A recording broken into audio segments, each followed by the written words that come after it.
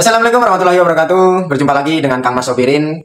Kali ini kita akan kembali bertanya-tanya dengan beliau mengenai bagaimana dengan hasil ramalan Anda mengenai Pilpres 2024. Baik, mengenai ramalan Pilpres 2024 ini, yang dulu saya pernah mengatakan bahwa saya meramalkan yang akan terpilih menjadi presiden 2024 adalah apa jadi?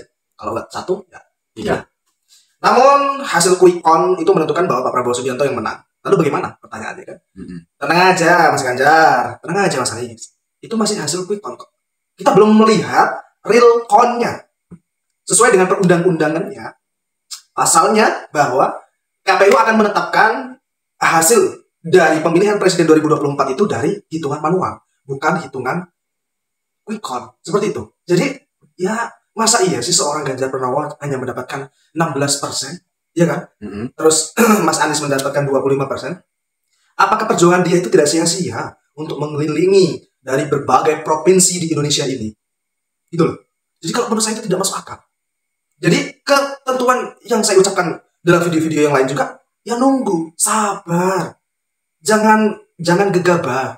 Sabar dulu, tunggu, baru. Kalau KPU yang telah memutuskan, berarti saya yang salah. Ini KPU belum menetapkan kok bahwa pemenangnya adalah Pak Prabowo Subianto. Dalam artian apa toh? Sekarang gini, di kampung saya saja, itu yang jauh dari Jakarta. C1-nya belum ke Jakarta. Itu loh. Walaupun sudah mencapai sampai ke Jakarta juga, belum terhitung belum. Karena yang memang yang harus dihitung itu banyak sekali. Apalagi banyak TPS-TPS untuk penambahan TPS di tahun ini. Jadi tenang dulu, sabar dulu. Nggak usah neko-neko. Ya, gitu loh. Apalagi. Lalu bagaimana jika ternyata paslon nomor 2 yang menang, Mas? Lalu bagaimana dengan paslon 2 yang kalau misalkan yang menang gitu lah. Ya, sekarang gini loh Mas, ya kan? Tadi saya juga lihat lah berita-berita yang tersebar pada hari ini ya, kurang lebih ya 7 jam yang lalu lah. Itu kan? Itu bahwasanya ada kesalahan teknis yang digunakan oleh aplikasi Sirekap. Dan ditelusuri bahwa Sirekap itu sebenarnya sudah menggunakan AI. Tapi itu belum maksimal. Sehingga hasil quick count itu yang menang adalah Pak Prabowo. Cuman itu masih dibenahi. Dan seluruh pendukung Prabowo dan Anies Baswedan masih menselidiki hal itu. Kita semua akan mantap siapa pemenang dari Presiden 2024 ini asalkan KPU yang mengumumkan hal itu. Karena mau bagaimanapun, puncak dari segala urusan Pilpres 2024 ini itu adalah KPU. Ingat, catat dengan baik-baik bahwa pemilihan Presiden memang sudah dilaksanakan, tapi belum selesai. Seperti itu, Mas ya? Iya dong. Nah mau gimana lagi? Apa tanggapan Anda mengenai suara dari paslon 3 ini, Mas? Ya, tidak selayaknya lah. Tidak selayaknya. Masa cuma 16%? Iya, mendapat 16 aja. Iya, masa cuma 16% gitu loh.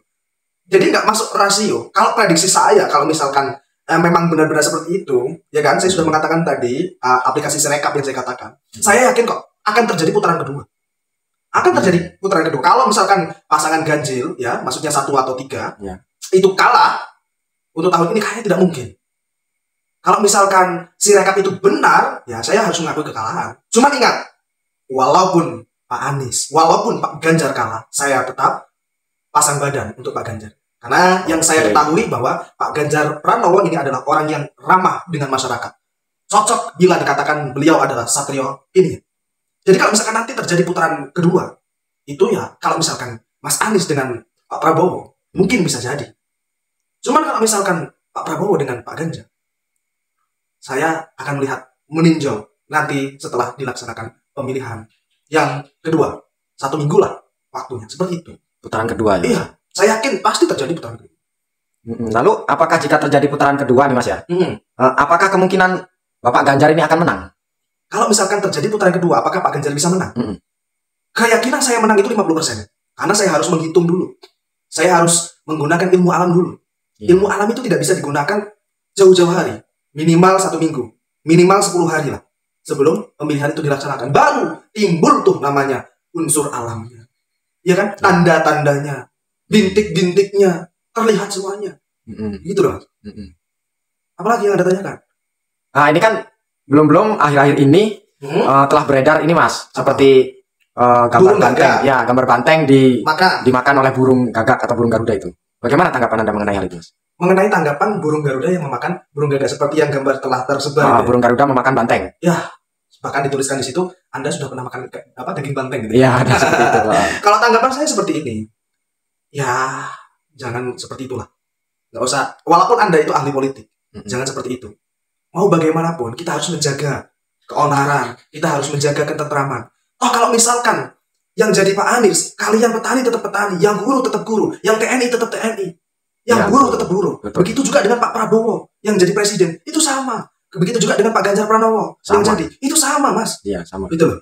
Jadi apalah gunanya menyudutkan satu sama lain, gitu kan? Mending ya kita perbaiki diri sendiri. Saya juga mendengar tuh video yang beredar dari berita itu kan, ada apa namanya Linmas membacok itu apa namanya? Ya membacok lah, membacok ketua KPPS. Sampai segitunya, Mas. Maka itu janganlah seperti itu. Kita itu kan walaupun siapapun yang menjadi presiden, kita tetap sama pekerjaan. Kecuali kalau misalkan kalian misalkan setelah Pak Prabowo menang, Pak Ganjar menang, kalian dijanjikan jabatan sebagai apalah, nggak tahu itu menteri atau apa gitu. Iya, orang kalian itu tidak diberikan jabatan apapun kok, kan gitu. Kalau kalian mengatakan saya menitipkan harapan, iya kalau harapan Anda itu masuk akal dan masuk rasio dan didengarkan oleh presiden itu. Betul. Gitu loh, Mas. Ya. Jadi nggak usah fanatik seperti itu. Betul. Jadi kita itu ya sudahlah, penonton dengan saya itu statusnya sama-sama wong cilik, gitu. Sama-sama wong cilik. Jadi nggak usah main seperti itu. Saya dengar lagi berita bahwasanya saksinya Pak Prabowo, saksinya Pak Ganjar Pranowo dipukulin. Ada yang seperti itu? Ada. Janganlah fanatik seperti itu. Maksud saya, ciptakanlah pemilih yang damai. Indonesia itu didirikan dengan simbolis Bhinneka Tunggal Ika, berbeda-beda tetap satu, bukan untuk saling memusuhi.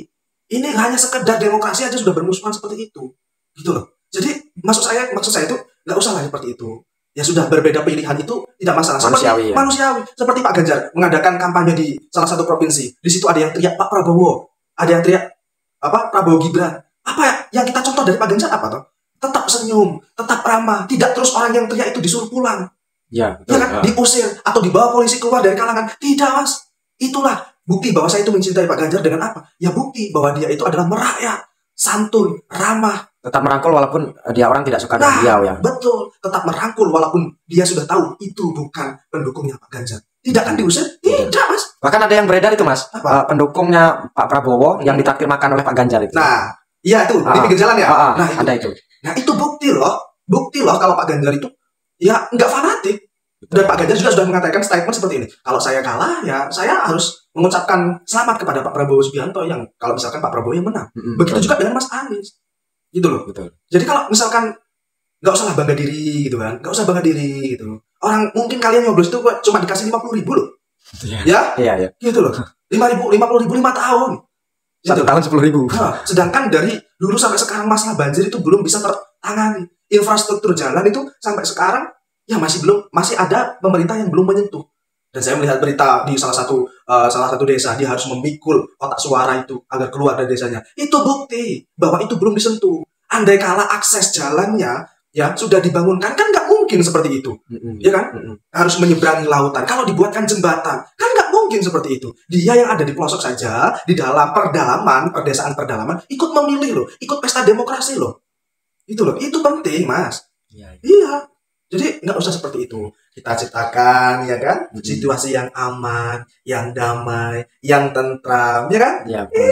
Ingat, Bhinneka Tunggal Ika, berbeda-beda tetapi tetap satu. Nggak usah. Dulu Pak Soekarno itu perang dengan luar negerinya orang lain demi mempersatukan negara bangsa Indonesia. Hingga berdirilah Republik Indonesia. Betul sekali. Iya. Sekarang hanya sepele masalah pemilihan presiden. Sampai bacok-bacokan.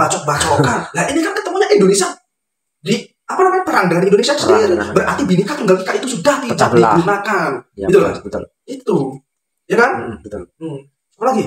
Lalu ini aja, Mas, pesan terakhir buat pendukung paslon 1 dan paslon 3 ini, Mas. Pesan terakhir, ya. Pesan terakhir untuk Mas Anies dan Mas Ganjar.